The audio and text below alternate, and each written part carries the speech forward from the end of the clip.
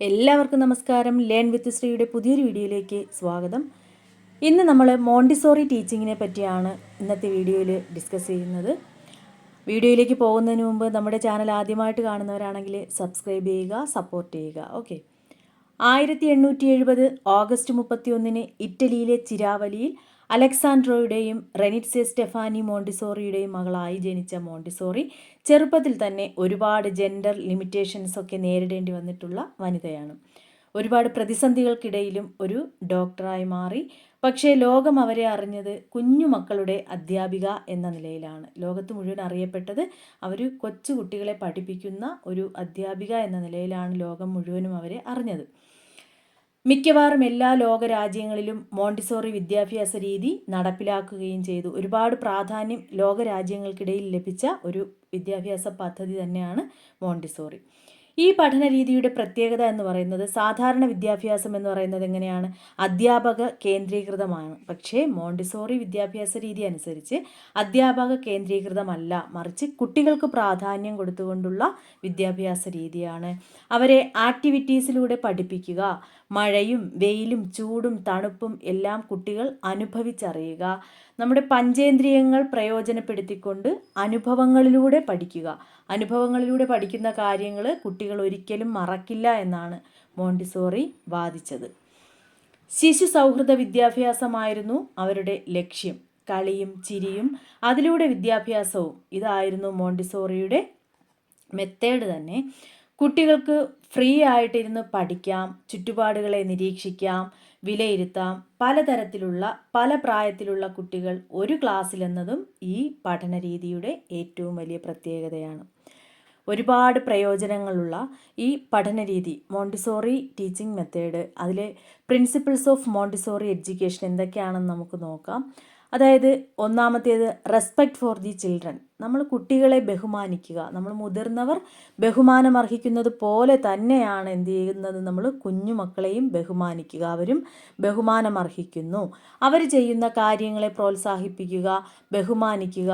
അവർ പഠിക്കുന്ന കാര്യത്തിലായാലും മറ്റ് ആക്ടിവിറ്റീസിലായാലും അവൻ അല്ലെങ്കിൽ അവൾ ചെയ്യാൻ ശ്രമിക്കുന്ന കാര്യങ്ങളെ നമ്മൾ എൻകറേജ് ചെയ്യുക, അവരെ റെസ്പെക്റ്റ് ചെയ്യുക. അതാണ് റെസ്പെക്റ്റ് ഫോർ ദി ചിൽഡ്രൻ.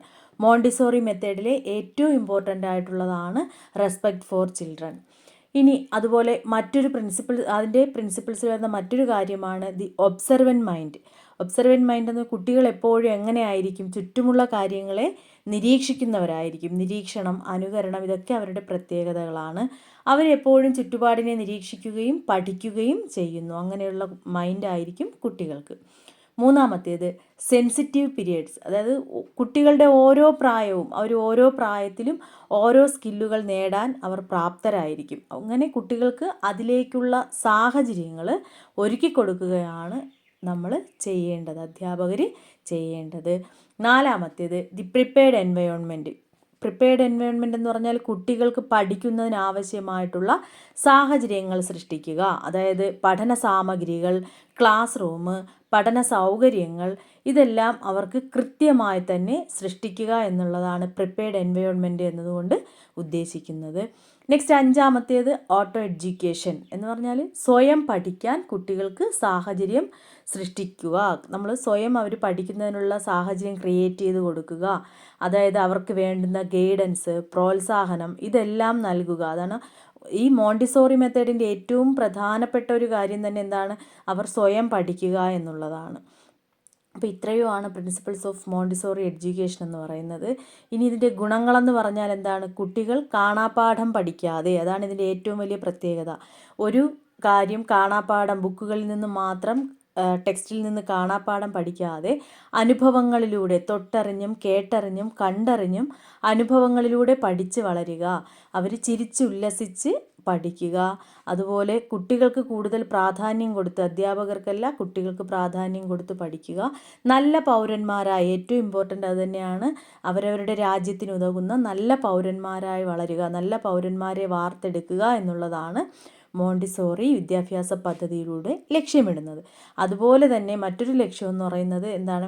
കുട്ടികൾ അവരവർക്ക് ഏത് കഴിവാണോ ഉള്ളത് ആ മേഖലയിൽ തിളങ്ങാൻ പ്രാപ്തരാക്കി ഓരോ കുട്ടിയെയും വളർത്തിയെടുക്കുക എന്നുള്ളതാണ് മോണ്ടിസോറി ഉദ്ദേശിച്ചത്. അപ്പോൾ ഞാനും ഒരു മോണ്ടിസോറി എഡ്യൂക്കേഷൻ അല്ലെങ്കിൽ മോണ്ടിസോറി ക്ലാസ്സുകൾ എടുക്കുന്ന അധ്യാപികയാണ്.